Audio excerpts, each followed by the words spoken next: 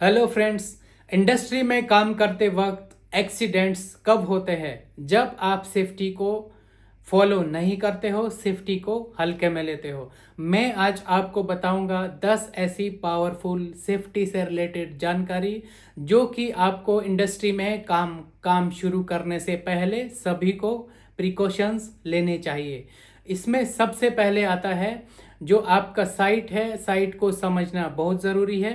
तो साइट में आपको इमरजेंसी एग्जिट कहाँ पर है और वहाँ पर हजार्ड क्या क्या हो सकते हैं, खतरा क्या क्या हो सकता है, वो आपको साइट को समझना बेहद ज़रूरी है। नेक्स्ट आता है friends risk assessment. Risk assessment में क्या होता है फ्रेंड्स, जिस साइट पे आप काम करते हो उस साइट का आपको जो है हजार्ड्स को, जो खतरे हैं वहाँ पर, उसको समझना बेहद ज़रूरी होता है। कोई भी काम आपको जब स्टार्ट करना है उस एरिया का जो है वहाँ पर क्या क्या खतरा हो सकता है, क्या क्या हजार्ड्स हो सकते हैं, वो समझना आपको बेहद ज़रूरी है। और उसको जो है उसको एलिमिनेट करना है। आपके जो भी एरिया में हजार्ड्स है उसको चेक आइडेंटिफाई करने हैं, उसको एलिमिनेट करने हैं, या फिर उसको जो है आपको इवेलुएट करना है रिस्क को कि कितना खतरा है और कितना खतरा है और कौन कौन उस खतरे से किस किस को नुकसान हो सकता है, ये भी आपको इवेलुएट करना होता है। नेक्स्ट आपको जो है रिस्क कंट्रोल भी करना है। अगर फॉर एग्जांपल आप हॉट वर्क कर रहे हो तो आपको जो है कंबस्टिबल मटेरियल को हटाना होता है। जो भी एरिया में साथ में कोई भी कंबस्टिबल मटेरियल है जिसमें फायर हो सकता है, चांसेस है, वो मटेरियल हटाना होता है। या फिर जैसे कन्फाइंड स्पेस है उसमें आप जो है फ्लशिंग कर सकते हो ताकि उसमें जो भी गैसेस रहती है बेसिकली उसमें ऑक्सीजन प्रॉपर रहनी चाहिए कन्फाइंड स्पेस में, और उसमें जो है कार्बन मोनोऑक्साइड और सल्फर डाइऑक्साइड नहीं रहनी चाहिए।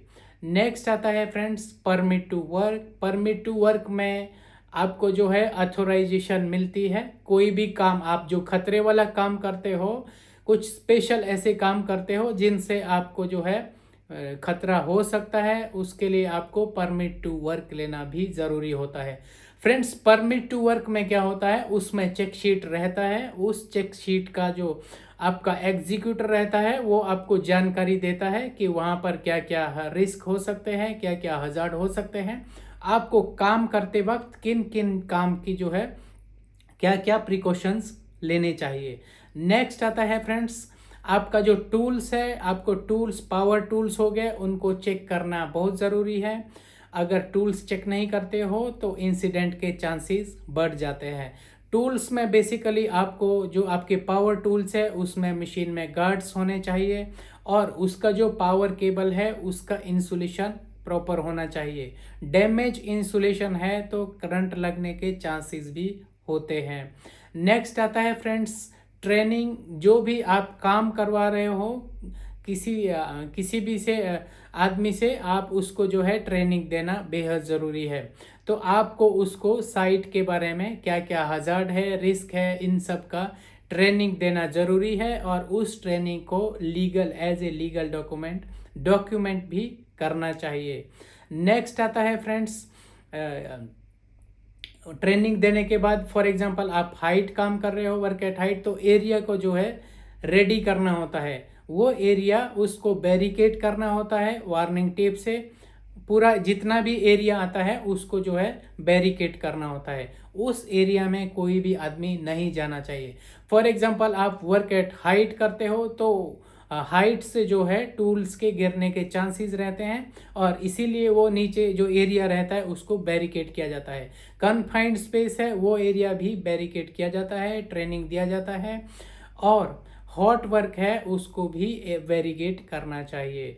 नेक्स्ट आता है फ्रेंड्स जब आप एरिया को बैरिकेड कर देते हो काम स्टार्ट करने से पहले एक बार जो है हाउस कीपिंग करना ज़रूरी होता है। उस एरिया को रेडी करने के लिए क्लीनिंग, जैसे हॉट वर्क अगर आप करते हो तो वो एरिया जो है क्लीन होना चाहिए। कोई भी वहाँ पर paper, plastic, would, combustible material नहीं होना चाहिए। जिससे नहीं तो अगर उस एरिया में पेपर, प्लास्टिक, वुड ऐसा कुछ फ्लेमेबल आइटम है, कंबस्टिबल आइटम है, तो उससे जो है फायर होने के चांसेस रहते हैं। नेक्स्ट आता है फ्रेंड्स कम्युनिकेशन, जो आपका और आपकी टीम के बीच में कम्युनिकेशन एकदम क्लियर होना चाहिए, जिससे कि कोई भी कंफ्यूजन पैदा ना हो। अगर काम आपको क्या करना है उसका कंफ्यूजन है तो इंसिडेंट हो सकते हैं, क्योंकि मिसकम्युनिकेशन से जो है आपका इंसिडेंट होने का चांसेस रहता है। नेक्स्ट आता है friends emergency preparedness.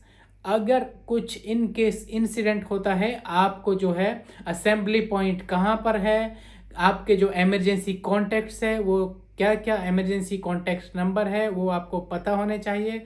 Fire exit आपको क्या कहाँ कहाँ जो रास्ते हैं असेंबली पॉइंट जाने के लिए, कॉन्टैक्ट्स नंबर आपको पता होने चाहिए।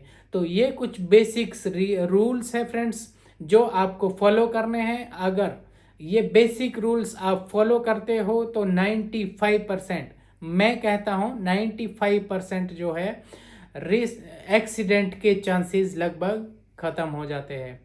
अगर आपको ये जानकारी अच्छी लगी हो तो आप इस वीडियो को लाइक कर सकते हो, मेरे चैनल को सब्सक्राइब कर सकते हो और अपने फ्रेंड्स के साथ शेयर भी कर सकते हो। मैं ऐसी ही वैल्यूएबल जानकारी और अच्छे वीडियोस आपके मध्य लेकर आऊँगा, कुछ टेक्निकल वीडियोस भी लेकर आऊँगा, तो आप मेरे साथ बने रहिए। धन्यवाद।